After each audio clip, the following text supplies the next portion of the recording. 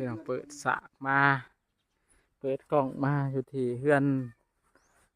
เมเฮียวเลยว่าเฮือนเอ่ยเฮียวเนาะเป็นผู้สาวของประตูพายนี่แหละทุกคนที่บอกบ่ได้เห็นเพิ่นหลายอาทิตย์แล้วพี่น้องก็เลยมื้อนี้สิมีโอกาสเวลามาเยี่ยมมายามเพิ่นว่าสิมาถามความรู้สึกของเพิ่นว่าเป็นจังได๋ตู้พายนี่ไปหาเงินหาคำเป็นจังไดสิได้พอได้มาแต่งมาแปลงกันจะบ่หรือว่าจังใดไปทุกคนไปเบิ่งกันบัดนี้ สบายดีเอ้ย สวัสดี โอ้ไปจังได สบายดี สบายดี โอ้บ่ได้เห็นหน้าเห็นตาคันเนาะคือว่าบ่เห็นหน้ากับเฮาจังว่าเป็นเดือนแล้วบ่จ้า อ้าวคงไม่ได้มาเนาะไม่ได้เห็น โอ้โอ้ มาก็ให้ละ โด จ ย ม โดย อยู่ได้ว่าโอ้ยก็จะตัวแล้วว่าไม่ได้มาว่า ว่าตัวแล้วเต้ เจ้าตัวอะไรแม่นบ่ อืม ว่าลูกอันบ่าวพอตัวบ่าวอันนั้นตัวแล้วว่า ว่าของผมตัวอะไรแม่นบ่ โอ้ แม่น เออ บ่ได้ตัวบ่ได้ตัว จงหา ก็เลยได้มีโอกาสใกล้มาทางนี้ก็เลยซื้อปิ้งไก่มาฝากก็เลยแวะมาเล่นน้ำเป็นได้ไหนถามเพิ่นดูถาม แล้วเป็นจังไดเอ้ยว่าบ่ได้เห็นกันดนแต่ตู้เฮาไปนี่เป็นแนวใด เป็นไข่คุมือ เป็นไข่บ่ ไม่ได้ไปใส่เลี้ยงงัว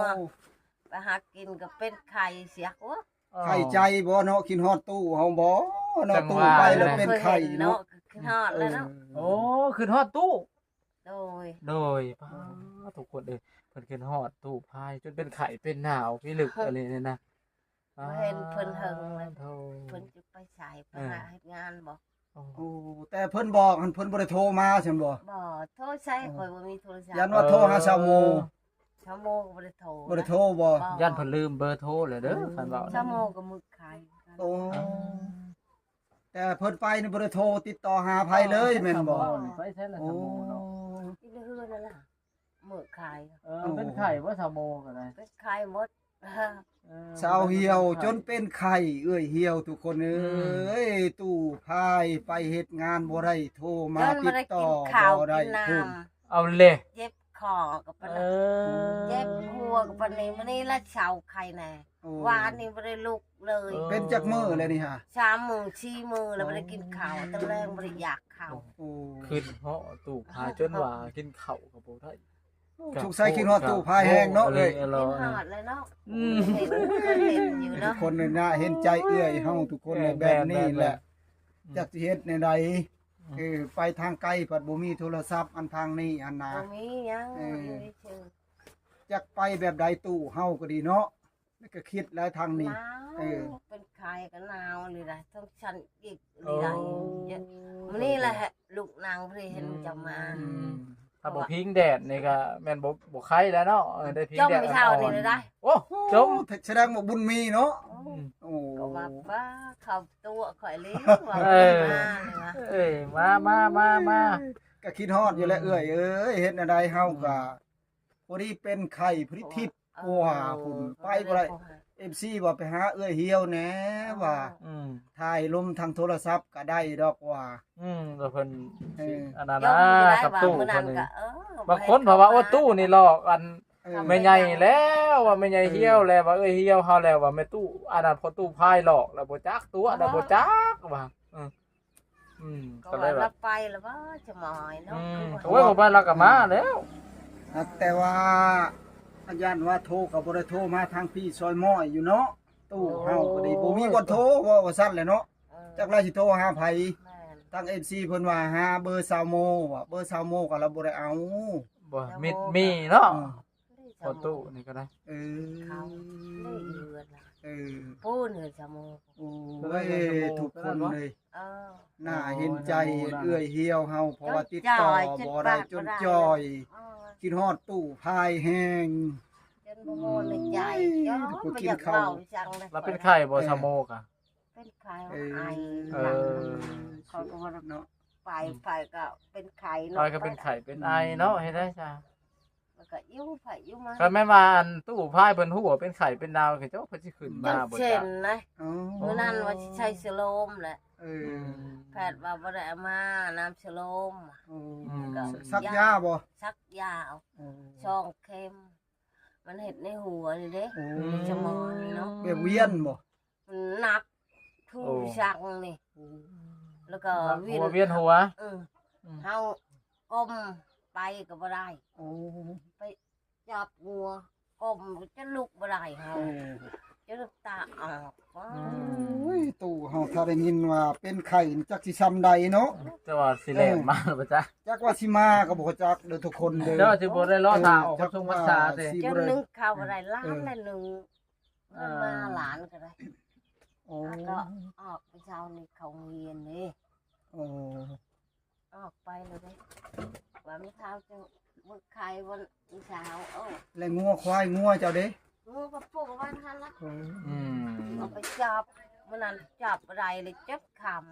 โอ้ อืม ำ3 โมงฮะ ว่าก็บ่ได้กินหญ้ากินอันนั้นแล้วเนาะบ่ได้กินหญ้ากินน้ำแล้วครับผู้เจ้า เป็ เพิ่ น นบ่ ไข่ ได้ เนาะอยู่ผู้เดียวไผสิเบิ่งเนาะ แล้วเพิ่นไปเช้ามื้อนั้นบ่คือว่าบ่ทันรถมื้อนั้นได้ยินว่าโทรหามื้อน่ะ ไผ บ่นอมโทรมาว่าบ่ทันรถว่า ตู้พายอะไร ตู้พายฮะ แม่ละว่าเพิ่นว่า เพิ่นบ่ได้มาพี่บ่ซะ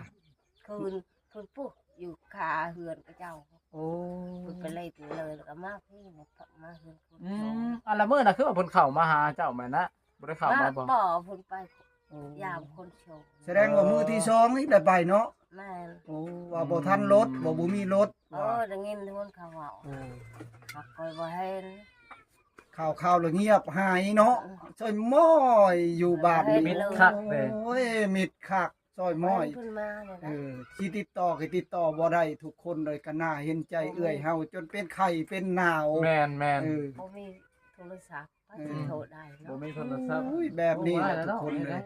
อยากติดต่อก็ติดต่อหายาก แต่ว่าตู้เฮาอยากโทรมาก็โทรหายาก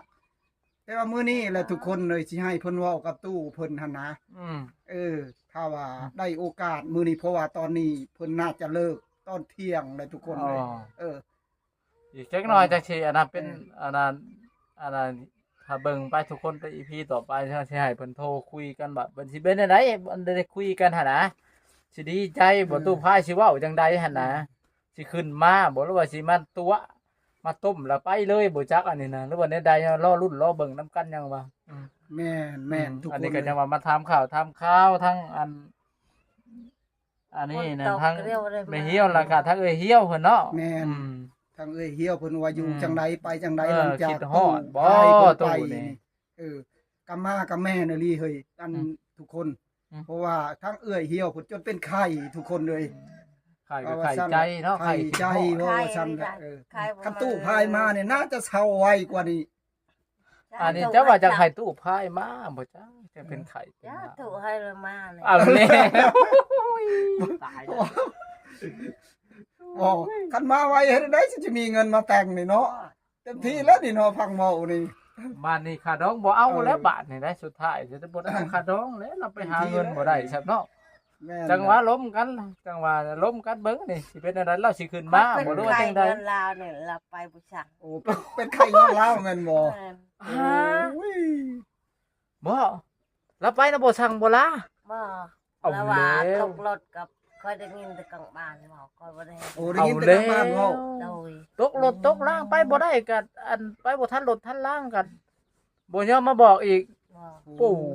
วิตัวพายมาเป็นอันนี่ใจดำแท้ตัว มีเพิ่นใหม่ก็พระจักร เอาแล้ว